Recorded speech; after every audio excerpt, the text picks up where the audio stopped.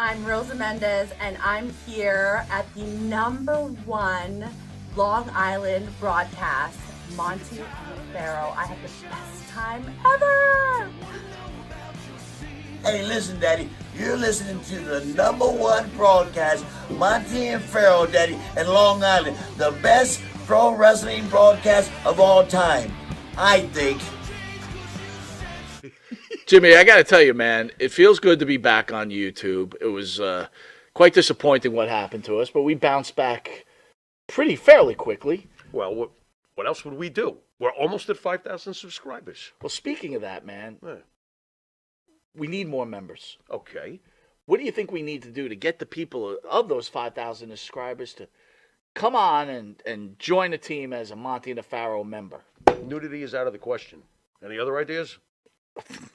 I don't know, man. I don't know.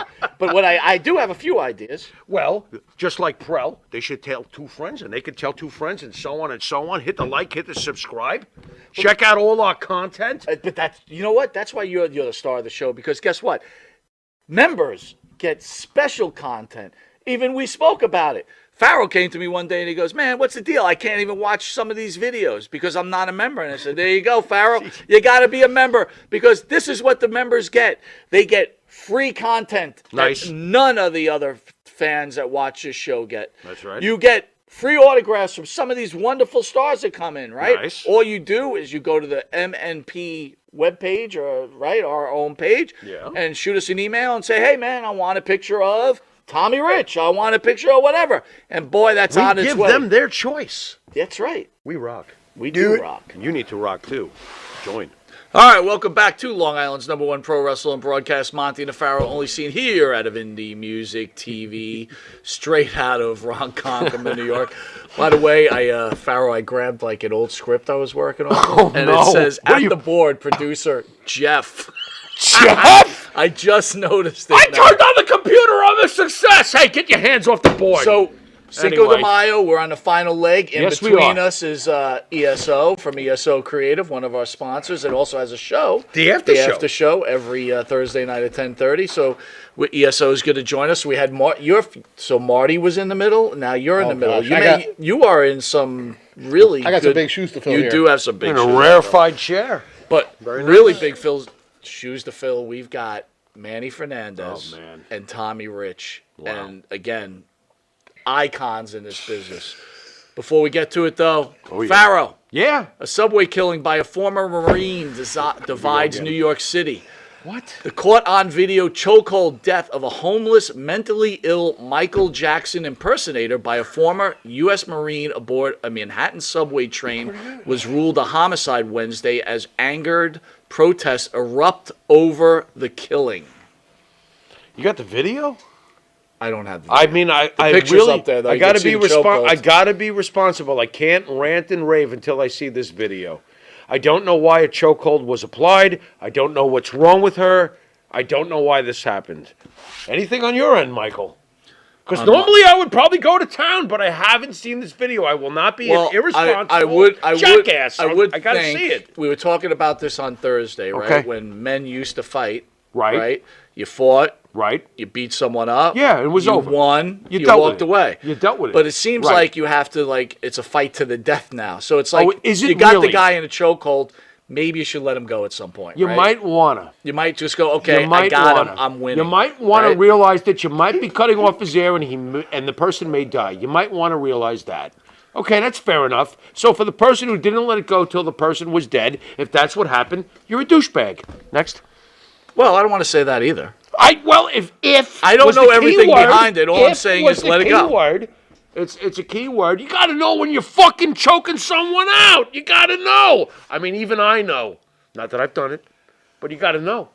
You got to know. Right?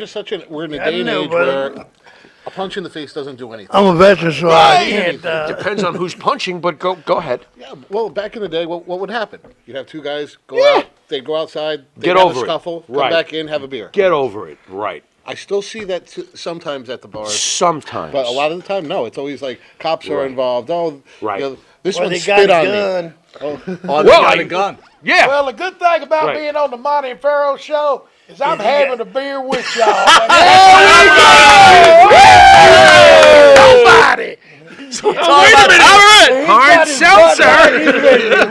a good Baby, life. he don't care about anything else but getting this done. Manny, where the weed at? Where's the weed at? What's going on here? Well, I don't know where that goes. I smelled some good weed when I was coming in the joint. All right, I enough know that. enough about me and my car. Let's move on to something else.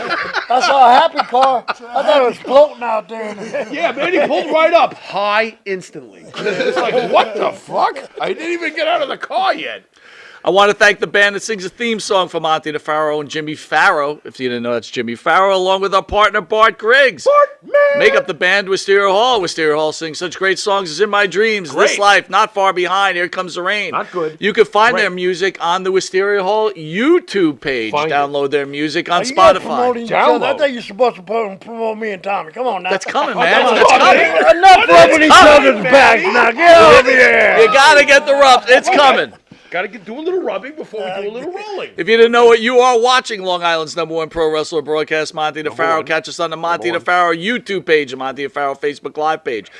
Hear us on iHeartRadio, Spotify, Anchor, the Monty DeFaro Twitch TV page. And if you're lucky enough to live in New York, where you'll see these two icons in the reduced version That's on abbreviated. channel 115 3 times a week, every Tuesday at 9:30 and 11:30 a.m. on Saturday, and channel cable. 20 at Tuesday at 7 p.m., where over 250,000 viewers watch us weekly. Is that all? Okay. We are not. Spread the We weed. are not going to break because we've got Oh, an icon in Tommy Rich yes. and an American hero and a treasure, Can we stand? Mr. Manny Fernandez. Can we stand for Manny? We can stand I'm for Manny standing for Manny's Fernandez. service. There we go. Thank you. Thank you. Thank you guys, man. You are welcome. It's a great sir. night. Thank Got a you, damn dear sir. friend next to me. Thank and you. there's very few of us left of the old generation that we'd like to hang on to and, watch us carry on. Because there's very few of us left to carry on in this great thank you for your professional wrestling, not professional entertaining. We're talking about professional wrestling, okay? Yep, the real deal. Let's Well, get the real before deal. we Real get deal. into the professional wrestling, I want to thank you, sir, for your service and the honor of being able to have someone defend this country like you have. And we want to say thank you from the Monty and the Pharaoh Show and all its listeners. Thank you. Thank you very much. Absolutely. There you go, Jim Cornette. Call me Stolen Valor again to my face. That was a tough guy, huh, Jim Cornette? What is that all about, man? He's running his mouth once, and of course I got in a lot of trouble for it, but he went out there on Facebook and said I was stolen valor, never served. So I posted my service in Southeast Asia on Facebook, and my better half beat the living crap out of me for saying, why would you have to prove to somebody that's stupid who you really are? Wow. This guy's no tougher than a bowl of tapioca pudding. he couldn't beat up a bowl of tapioca pudding, much less going to be like you. Please, Did you don't pick- ever be that stupid again. Manny, did you pick up the phone and address him for this bullshit, his attitude? I mean, what is Nah, this? after I got chewed out by the woman Oh, shit. Okay. about okay. being an idiot and posting my Be the record. better person. Yeah, I got you. She said, be the better person, you bigger brand than that. There you were. There ain't no excuse for ignorance. Is No, what it amounts to. that's for Hells damn no. sure. Hells no. And you know what? When you cross the line over, scripted professional wrestling and then challenge a man what is on that? his real life and his real valor, it's a big problem in my book. Yep. Look, Amen. Manny, today's youth, right? A lot of them don't even understand the sacrifices of gentlemen like yourself Clueless. and Vietnam, Clueless. right? Time has passed. It doesn't matter. They're all on their iPhones. I think it's important, I know for me, I know for my family and my friends, that people are aware of what you've done for this country. I know this could be very difficult for you to speak about, and I understand if you don't want to speak about it. Please consider that. But I think Please. this is a time where Mr. Fernandez shares with the fans out there Please. what he did for this country in Vietnam. I'm going to tell you, this morning, when we were waiting on Tommy, me and my girl, we went out to eat at a diner up here in New Jersey, Parsippany, New Jersey. And I was eating at the diner, and a guy come up to me, and he said, thank you for your service, sir. And I noticed he was wearing a collar. I noticed he was a Catholic priest. And I said, oh, my God, thank you, sir, very much. I truly appreciate it. He says, I'm here to honor this World War II vet. And I looked over, he says, oh my God. I almost fell to my knees and kissed his hand. That's a World War II veteran, almost 100 years old. And he come over to my table, the priest did, and he's probably in his 90s, and to thank me for my service.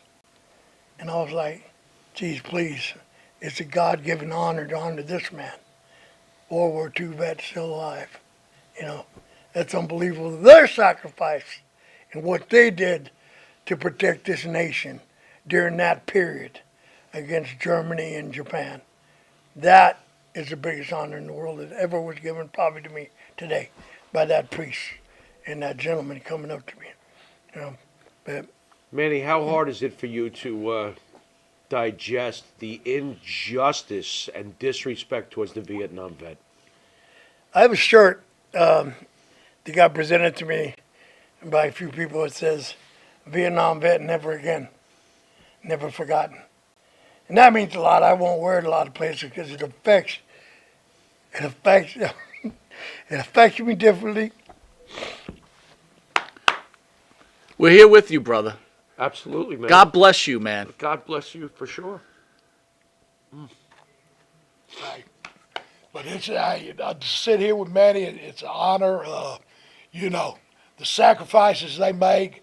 I mean, not only do they go defend the country, but their families are left behind. I mean, you know, it's just and like you said, a lot of folks don't respect that. The sacrifices these guys have made, and you know, to sit here with Manny, you know, defended our country and become a professional wrestler. I mean, he's had a full life, and he's told me a couple of stories, and I'm getting goosebumps sitting here right now just thinking about it. You But- know, The hardest thing to deal with is seeing vets homeless. I'm I'm service connected, very well taken care of at the VA. I've had all my surgeries done. Last year I've had 5 major surgeries, over $500,000 in surgeries, and not a dime out of my pocket. So I'm very blessed for that. But to see homeless vets that are suffering, because I get a lot of help for my PTSD. I get a lot of help. I got great doctors. I play around with them. You know, I got one, his name is Pedro Palomino, and I call him Little Peppy. Hey, Little Peppy, what's up, my brother? What are we doing today, Little Peppy? You know, I get into it with him, we do the thing, but it's hard to see that, the disrespect some people have that don't understand it. It's not over when you come home. It's not over ever. No. It's always going to be there, no matter what.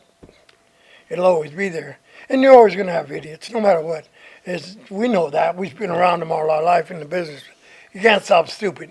You'll never stop stupid, you know. No. And it's a shame that, you know, people don't understand that the freedom in this country is not free. Yeah. Yep. It's far from free. Far from. oh, and there's a lot that take it for granted, bro. Yeah. There's a lot. And a lot of people on the ground, you know, Manny, for families. those who don't know, how long were you over there, if I can ask? I did evac. Okay. I came in at the tail end of that. I've been with guys that were in there when they were in the shit in the 60s, 69, Tent Fest and all that, and I did that. We did evac. We pulled everybody out of Laos, you know, the so-called important people out of Laos where we weren't supposed to be at. Of course not. You know, wasn't supposed to be in there. Hush, hush. Yep. Yeah, Yep. just like my DD-214, Yeah. best available because of the things that we did, right? That's a lot of things that they won't say. And I did evac out of Da Nang and Saigon when the Hancock and the Enterprise were there. The last bombing runs on there, trying to get the VC back so we can get all the people out of Saigon and out of the embassies. So I was there, you know, a couple months, 3 months at the Did you most. just getting everybody- personally have some bad experiences when you got back, rude treatment or anything like that, or? Yeah, you know, coming back, the bad thing about what made me join them. See, I get to play football anywhere in the country. Oh yeah, I had scholarships to play football or Yep. wrestle. I was a 2-time state champion in high school, stud. amateur wrestle, and Yep. everywhere and played football. But you know, in California, it was horrible because that generation was marching and putting down the Vietnam vets, baby killers, always having babies all bloodied up, signs of baby killers Yeah. and all that because of that one incident and stuff. And my family all served in World War II. My uncles, my mom's side, fought in the Battle of Midway, and the big Battle of Midway in World War II. And I just got sick and tired of watching the protests. And knowing that my family served, I decided not to take a scholarship to play football at UCLA and join the military. So Wow. I ended up going. My mom didn't want me to join the Marines because I wanted to go Marine hardcore, recon Marine and everything. And she didn't want that, so I joined the Navy to make her happy. And then I got into Special Forces, Right. UDT. So you could have taken the sports route. I went into this underwater welding, and I took the underwater part to another extent. Let me ask you this, Manny. Jane Fonda, who recently has revealed that she's sick. How does the Vietnam vet feel about Jane Fonda at this point, at this time? Is there any forgiveness there, or She really spoke is out. it still an issue with the Vietnam vet? Almost every issue that people bring up, because it's a personal issue, certain events at a certain time affected that certain core of people that were involved in that event differently than what the other event. So there's to me, when I came back, I felt my country let me down because we didn't finish what we started, and we lost 58,000 brothers were not left behind, but we lost them. They were killed in action. We lost that many people over an action that we weren't allowed to finish. And what made me so angry was I didn't get the payback that I thought we should have got. In my book, it's payback for the people that you've taken from us. You had no right to take the lives of these. Most of the age of the kids in Vietnam that died were 19. They're young kids, Never got a chance to grow up. Never got a chance like me to go back to college and play football. Right. And all that stuff. But that's one of the hardest deals. I deal with it right now in my life. Like I was telling you, when we got together and you wanted to do the interview, and I was going through a hard time with my PTSD and it was just at the level that I had an incident with somebody, and it was to the point where you either shut yourself down or you're going to end up behind bars again. And you don't want to do that. You want to do that. So Does this country have to do more for its veterans? this country owes a big debt to the veterans if you think about it. They should answer. That's a self-explanatory answer. The men and women defending this country, and they're still doing it in Syria right now. We're still out there, the men and women fighting ISIS, and nobody says anything. We're still out in the Middle East doing that with our Navy out there. The guys worrying about China. All these people that are still on high alert with everything going on in Ukraine. It's a stressful thing to think at any moment, the battle station will be called and you're going to be on the fighting line. There's no guarantee you're going to come back. You just got to believe in one another, It's like, we get, I mean, just a subject for a minute because I'm sitting next to a brother, Tommy. If we were on the road together and something happened to Tommy, I'd be there because we were brothers of the road. We shared the same load. He took care. Here's my life. I will take care of it. You will take care of it. Give me your life and I will take care of it. We take care of one another so we can make a living for our families. That was a bond in pro wrestling back in the day. That was a bond in the military. That was a bond with my team. We took each other to battle and we came back home together, no matter what. We didn't leave nobody behind. That's the way pro wrestling was in the early days when we drove around in cars, going town to town, 4 guys in a car. Yeah, having fun, coming back home, drinking, driving, getting crazy, mooning people. Doing stupid stuff down the road, throwing beers at one another, driving down the road, shit canning beers at each other. Harley race come up behind you with the lights off. 100 miles an hour. Come up guy and hit didn't you, know how to hit you drive. in the ass and start pushing you. I mean, at Harley, I was in my Trans Am one night. We wrestled in Augusta, Georgia, and I'd wrestled Harley. And he had a rent-a-car. It's a station wagon, I think. I was in my Trans Am doing about 80.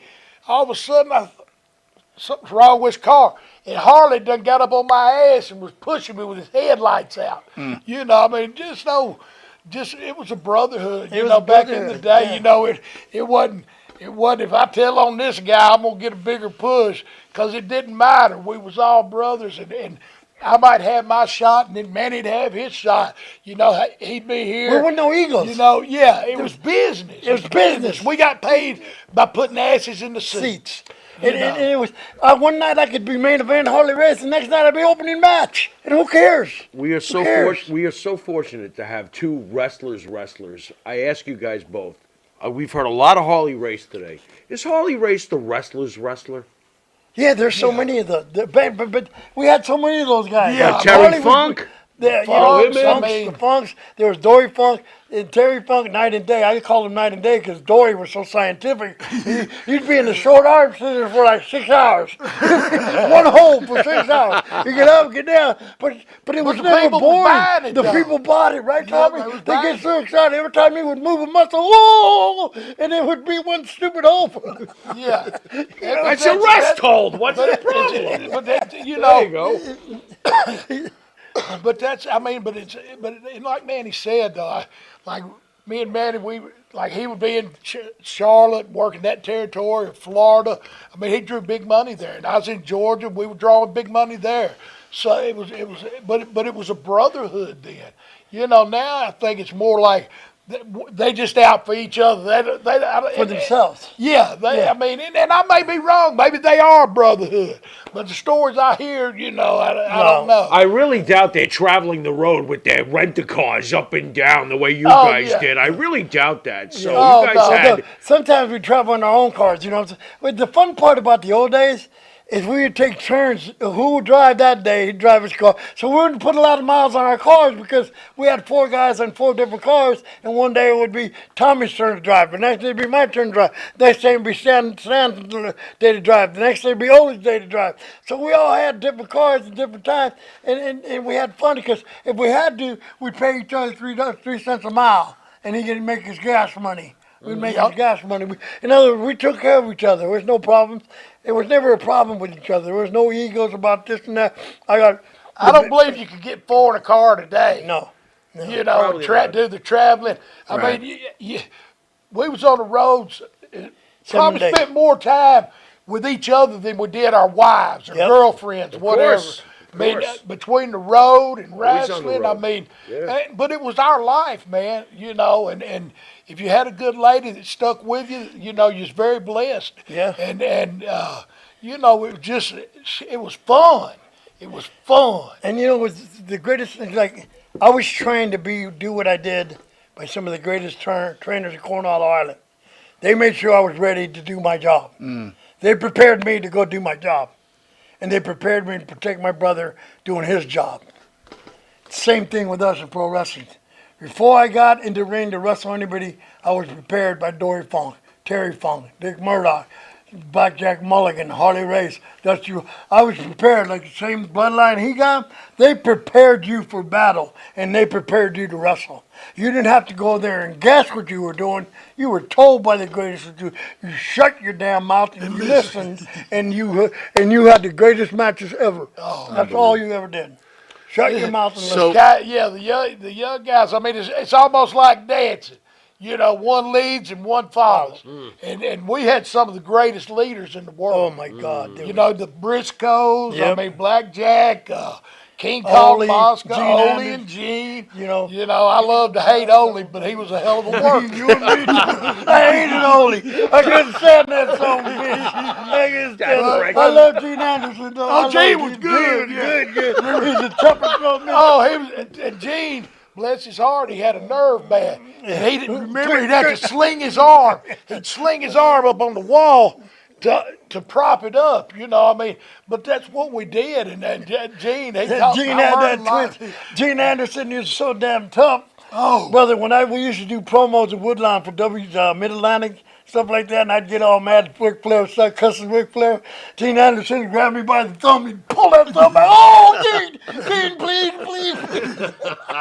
You better be quiet, leave that boy alone. I said, okay, Gene, I'll leave him alone, Manny, did you get along with Ric Flair? Like Hell personally? no. Hell's no. Hell Do no. tell. Do Oh, tell. no. I never get along with that idiot. Really? Why? One time, the greatest time was me and Wahoo were mad because Crockett got pissed off at Wahoo and fined us. From now on, when you guys get upset, we're going to find you, deduct you some pay. Right? So we were, and Crockett was in the office, and Flair and Crockett come out together, and Wahoo turned around and says, "Hey, Crockett, don't turn the corner too fast. You might break Flair's nose." I bet he got fined too, didn't he? No one gets there 5 minutes before everything. So Manny, you started in Florida, and Tommy, obviously, you I started in Amarillo. Amarillo, and then you moved to Florida. So Yeah. both of you worked with Gordon Solie. Ah, So the tell greatest. us what you both thought about Gordon Solie. Oh, when I left Amarillo, I started off in Amarillo. J.J. Dillon was there with the Booker, with Murdoch and them.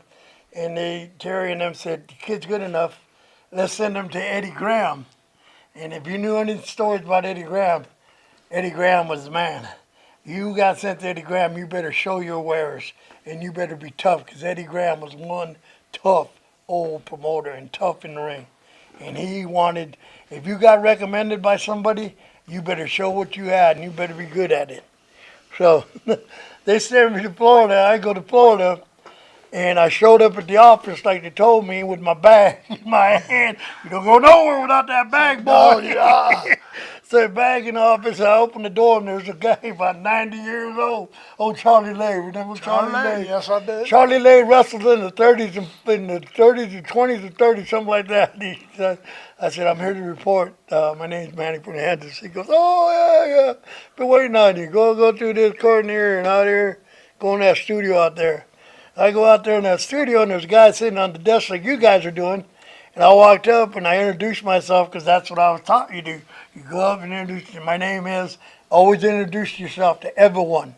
That's respect. And I shook his he said, "Well, I'm Gordon Solie." I went, "Oh!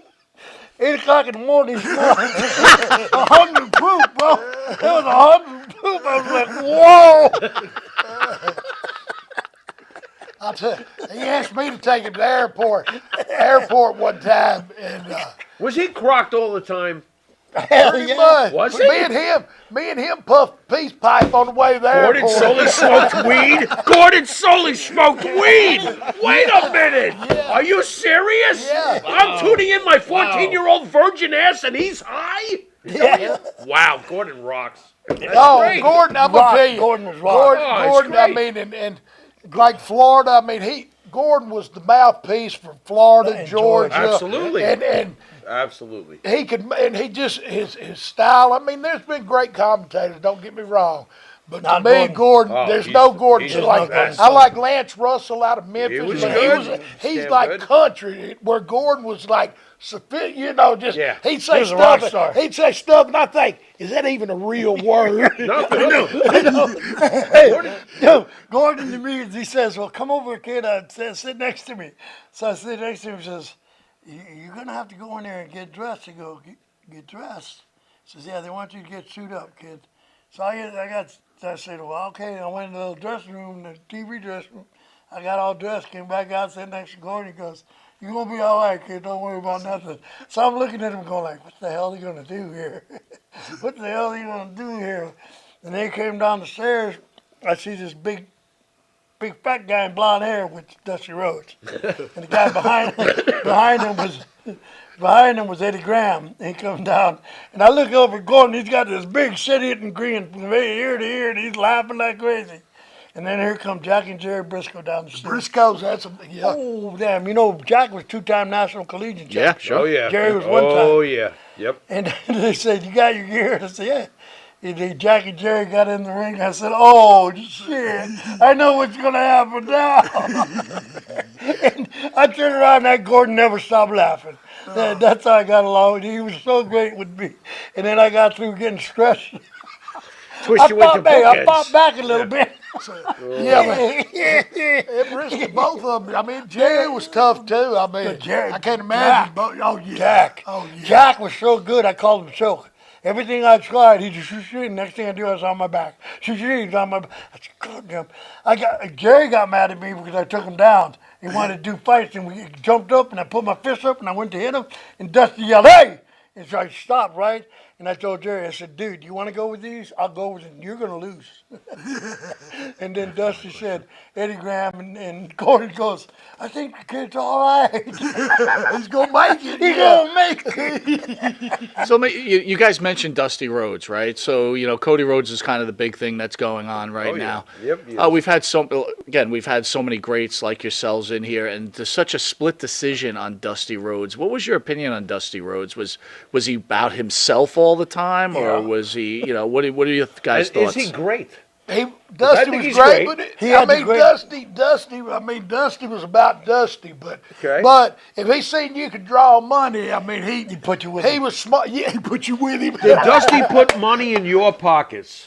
Well, he was smart, like Tommy said. Look, Dusty had the greatest charisma in the world. Absolutely. Greatest charisma in the world. Oh, He can talk a man Off out the of charts. Eskimo to ice, brother. Right. He had the greatest mouth, everything, charisma. Yep. Dusty had a mind for this business, but eventually that mind burned the business. He burned the territories. And I noticed that in Florida because when I started getting to the point where in Florida that I was hot selling out everywhere, Dusty always wanted to be next to me. And the young guy, like being with Tommy when he was in Atlanta. Hell, he come to Atlanta He to be with Tommy. Like in Charlotte, he did it with Ricky and Robert too. And didn't Magnum he? PA started Magnum with So if Yeah. Dusty saw somebody getting over, he just attaches him. Yeah, to he them. doesn't want you to get over him. The Okay. thing with Dusty was Okay. that was his ego. It's all But about isn't that Dusty. smart? Well, that's how you burn the business down. After a while, it's Okay. unbelievable. Okay. And and that's why Eddie Graham in Florida, when the Florida territory, when I got to Florida, it was the hottest territory with Atlanta, the two hottest territories ever. Oh, yeah. You Oh, made yeah. money. Yep. And Dusty stayed there's too many matches with Harley Race, and then pretty soon, when Dusty and would meet Harley, nobody was showing up. They did the last tango in Tampa at Tampa Bay Stadium, and less than 10,000 people showed up. It looked empty as hell in that stadium. That's a Oh, my problem. God. Yeah. And it just got to the point that Eddie couldn't take it no more, so Dusty went elsewhere. And then he ended. But every time, the thing about Dusty, every time he was a booker, he brought me in. He brought me in because, number one, I was not only an outlaw and always ended up in the doghouse, getting in trouble all the time, doing shit he didn't like. I wouldn't kiss Dusty's ass. That's where I got in trouble. Dusty wanted, neither did Tommy. That's probably where Tommy got in trouble. Yeah. I don't know. But guys like Magnum TA and guys like that be the yes man, and I'll be with you, Dusty. Dusty's like, okay, we're going to hang out at this bar. I said, no, ain't my bar, dude. That ain't not the place I want to hang out. I like these crazy guys down here, these biker-looking guys down here that respect, don't want to ask me stupid questions, want to let me drink my beer and not ask me any wrestling stupid questions. Hey, brothers aren't real. I knew the bars to go to. Dusty wanted to go down there where you had the nachos and the pretty women running around there, the cupcake. Would you like a cupcake tonight, honey? That kind of place, you know what I'm saying? Where Magnum could go and hang out. That wasn't my kind of hangout. So I was always, I was in the dog. But if you was like me and Tommy drawing money, doesn't matter what kind of shit you got into. Because you put asses in the seats. Right. And that's what paid the boys. Without you putting asses in the seats, the guy underneath you down here that you love, like the Danny Browns, the Hector Guerreros of the world, the guys that you love, Chick Donovans and all them guys that you had down there, they'd be starving. They wouldn't have food to feed their families. They wouldn't have money to feed their families. So you took that pride that they don't have anymore because you're under contract. They don't know how to put asses in the seats now. They just put them in because it's marketing. Yeah. Right? We had to put asses in the seats for them to survive. You had all that weight on your shoulders. Right. And you had to carry for them to live. Manny, was the psychological weight of Vietnam, were you able to, was wrestling almost a picnic to you with all this? You're describing a very tough business, wrestling. Was it easier for you because of what you went through in Nam to just walk into wrestling and be like, you guys don't even fucking know what tough is? The greatest compliment I ever got in pro wrestling on my bike, when I finally released my book, which I don't really want to do, but a lot of people want me to. Do it. Is because the stories that I'm telling you about the people Do who it. brought me in. Yeah. Jack Briscoe, when he did the quote on my book, the devotion or whatever they call that, they said, can you please tell us about Manny Fernandez for his book? He said one word, natural, period. Manny, I've heard from many people that you and Tommy too, you guys could work. Like you guys were true workers. I've asked you this, Tommy, before. I'm going to ask you this, Manny. Was your ultimate, at the time when you guys were wrestling, was the WWE or WWF at the time the place you really wanted to go to, or did it not matter? It didn't matter to me. Why? I didn't want to go. I didn't like Vince. And Tommy went. Tommy went. I never worked for Vince. I went one time, but I went for senior. I went for those. Mr. Barnett told me, he says, Tommy, my boy, you just got to go to Madison Square Garden So you one did it time. once. And so I worked one time, but I never was around the sun. What's the matter? You didn't like the fast food? Tommy- I mean, what made you go back to Georgia? Ah, fuck it. Funny story. Barnett saw me work one time, and the Barnett said the same thing. Boy, I really, that boy, Manny Fernandez, I really like that boy. I'd like to get him down to Georgia. And Eddie Graham said, no, he's here. Yeah, because I did the Bayfront, and Mr. Barnett, he would go down and watch. He would go to Florida and watch the show because it was back then. It was exciting. I mean, it wasn't choreographed. Was the WWF like a joke to you guys? I'm just curious No, as to how you guys looked at it. It We wasn't never really a came joke. there. We just Southern, we just no redneck boys. No, but my question, But you know what? Our territory was even better. Why would I leave a territory, or he leave Atlanta, which was hot as hell? Carolina, we started getting hot as hell. When I came in, when Dusty brought me in from Texas, he brought me in, we started getting heat. And then when Wahoo was heel and I was baby, it started coming up. And why would I want to leave, or Tommy want to leave, when we're making the same amount of money they're making, and we're more comfortable but where we're just at? being in the profession of wrestling, right? So you're playing like in the Omni or in Tampa, 10,000 people. You guys had to see the films of Madison Square Garden, which was 26,000 raging fans. WrestleMania As a 1, well, forget about WrestleMania 2, WrestleMania right back then. Beginning, while But- they're still very but- relevant. after us, that's after you that, know, though. I mean, But my point is, they're are still you relevant, looking and going, you know? man, I know I'm making the same money here, but I just want to play in front of 26,000 people and feel what that is. That didn't play at all, huh? When we became WCW, we went over there anyway. We sold out the Yeah. arenas here Yeah, in what is the stadium, in the football stadium. I forgot the damn. They knocked it down by now. Where the Giants play, with Meadowlands. The Meadowlands. Right. We went to Meadowlands. Yeah. We did 40,000 people. Hey. You And know, what was that like coming from a 10,000? It was like, oh my God, I can't the believe Omni this. held what, 16,000? yeah, the Omni. I mean, Omni you got had to think. So the Omni some of was them your sound- Madison Square yeah. Garden, basically. Is what Omni Yeah, you're the saying. was Omni, but they had the Bayfront. The Bayfront was big. Big. The and Charlotte Coliseum yeah, was Charlotte, big. I mean, we we had had the Richmond maybe not Coliseum. 26,000 sitting there, but we was packing them out. You know. Yeah, We the was Omni to sending me them was out. like George's Madison Square Garden. Yeah, I missed yeah. something, And you then know? when you went to the Virginia, you had Hampton Coliseum, you had the Norfolk Scope. Those were big venues where the big basketball teams would play. They draw Sure, big college basketball. Big. You guys know that. They're big over there. So Did you not like the McMahon so, Manny? Go ahead. Go ahead. Don't block. Let it out. this man's the biggest turd on the planet. Why? Biggest damn turd. You're blocking, man. You're blocking. If there, was if there was a dog big enough in this world that thought he could turd Vince McMahon, he probably wouldn't want to do it because he'd probably pollute the world. Oh man. Hey, Why Manny, do you feel that way, though, Manny? Seriously. Why do you feel? You know what he does to people? He tries to humiliate people. He wants them to be what he wants them to be.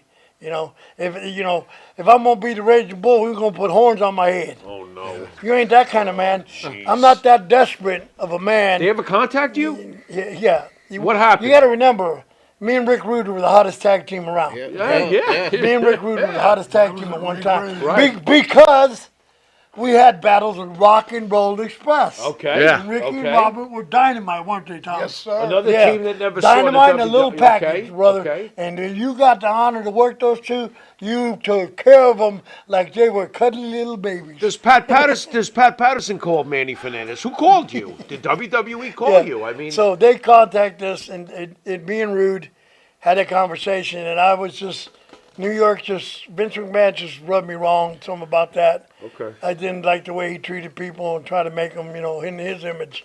I go, yeah, my mom didn't raise a fool, she raised a man. Manny, tell me about the person, Rick Rude.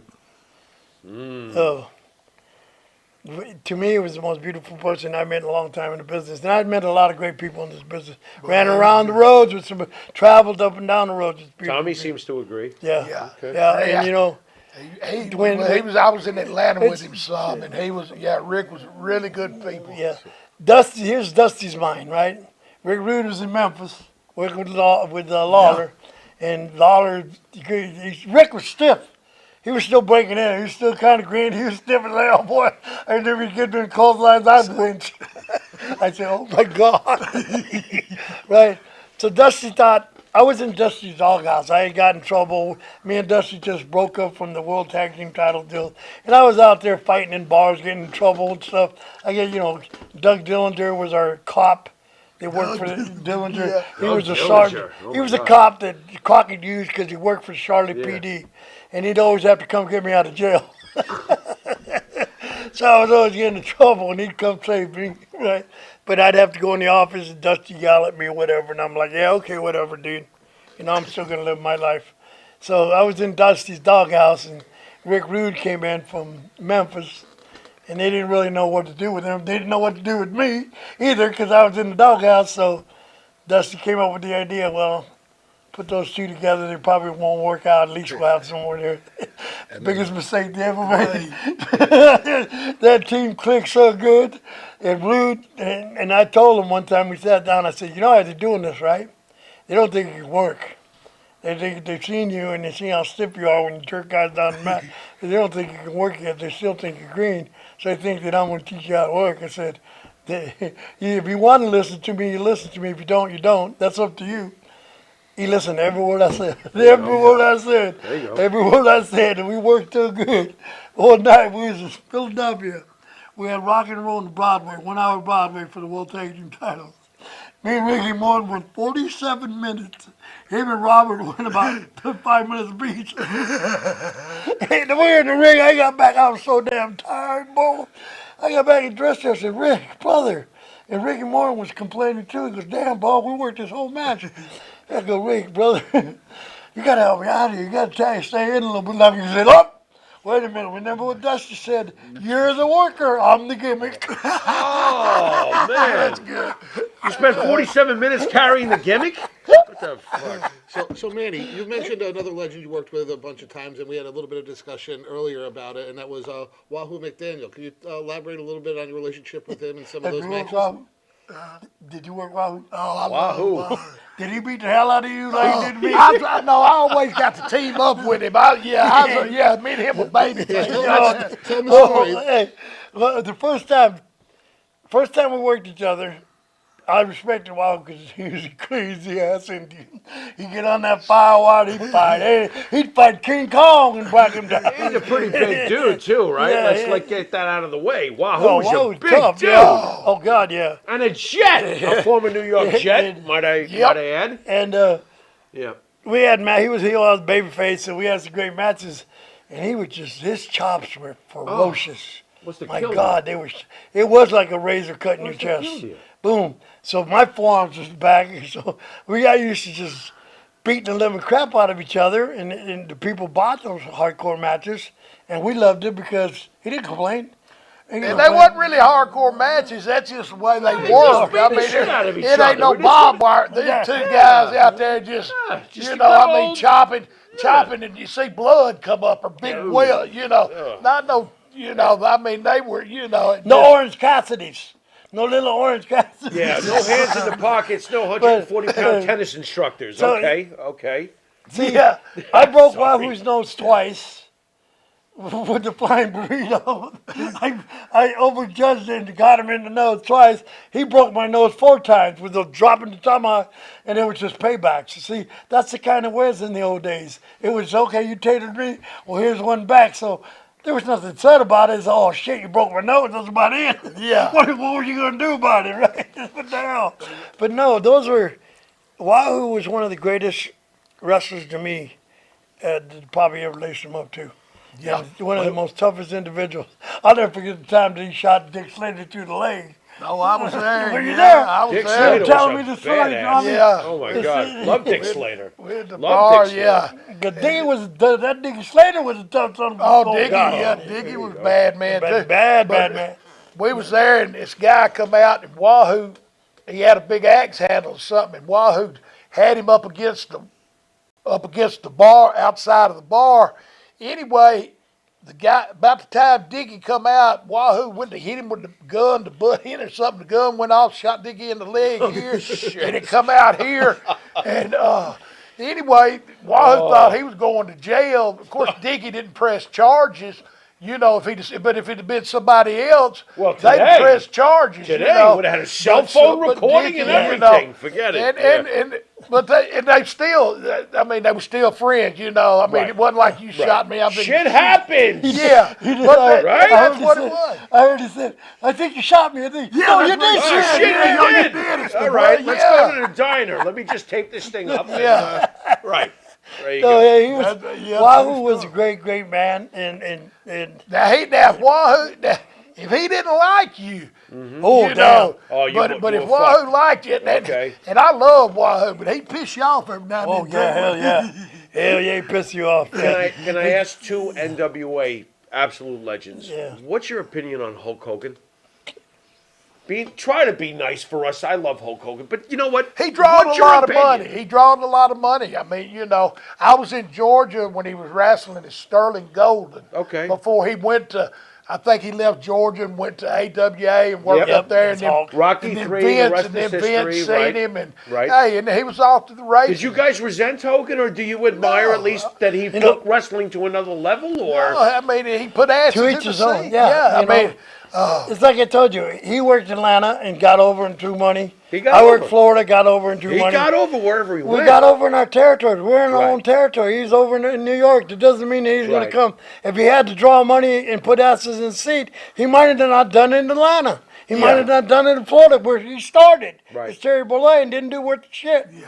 Even Harley Race said, "Who's this piece of shit?" Oh shit! Okay, he come up to a damn. We were at a damn bar called the Level 3 Lounge in Tampa, and me and Harley just went an hour Broadway in the Armory in Tampa, and I was on the third level of the bar up there because that was our favorite hangout.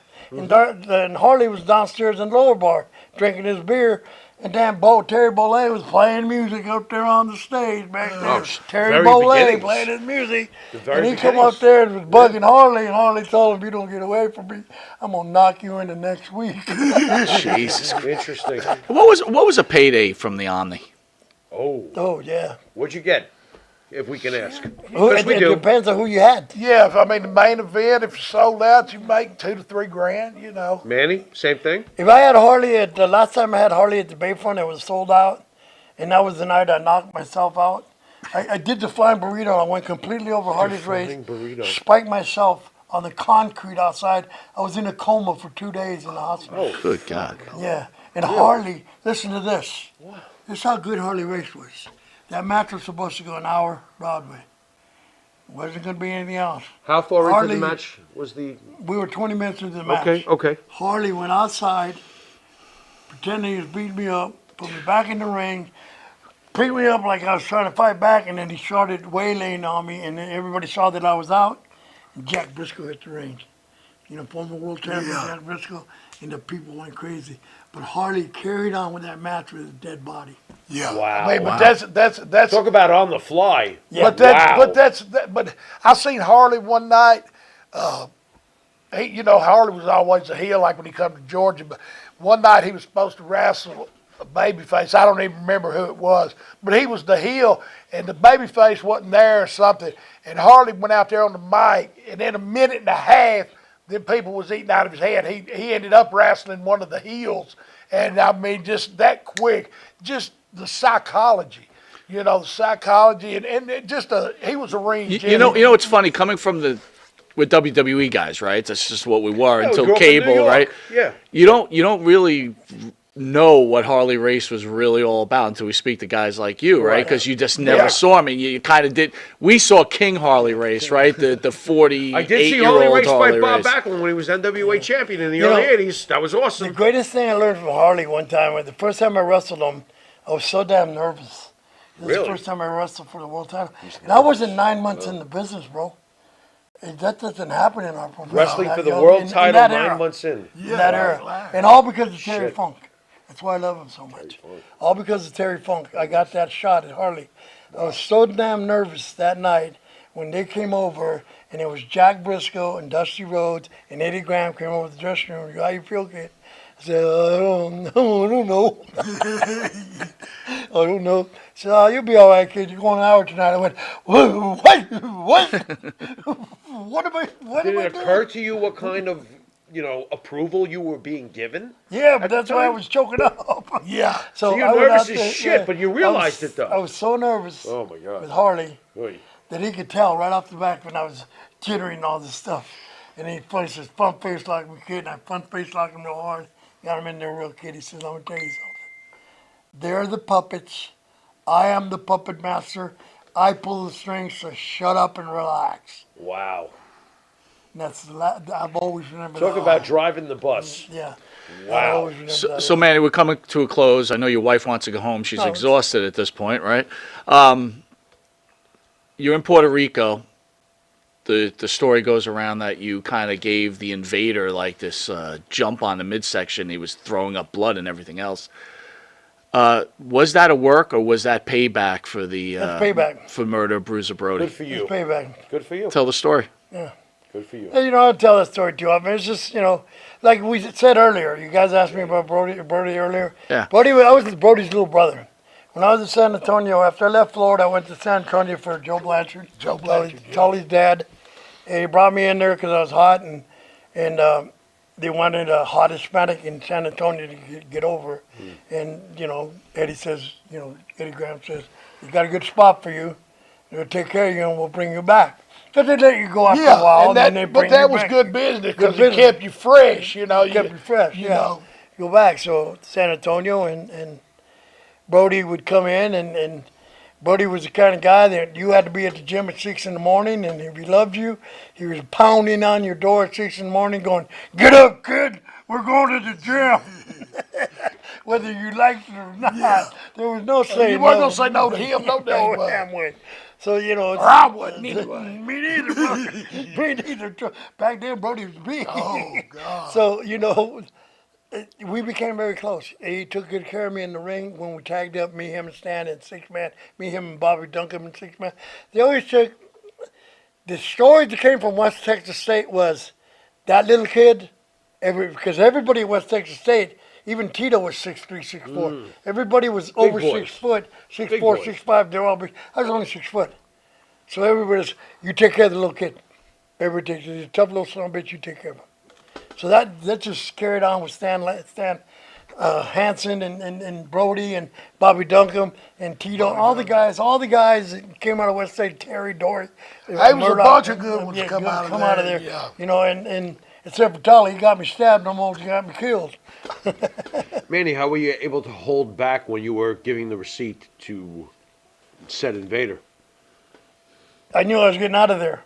That was the main thing. That I already had to be- I had that's a a plan to fine escape. line, Manny. I had a plan to escape. My wife was a flight attendant for U.S. Air back in the day when U.S. Air was around. I had my air pass, where I was just gonna. My bag, car was ready. I had his girlfriend in Puerto Rico, car ready, jump in the car, get dressed, jump in U.S. Air, use my press pass or my flight pass to get on the plane. That's how I got out. So you came down there with that plan in mind. I'm going Yeah. to fuck this guy up. Yep.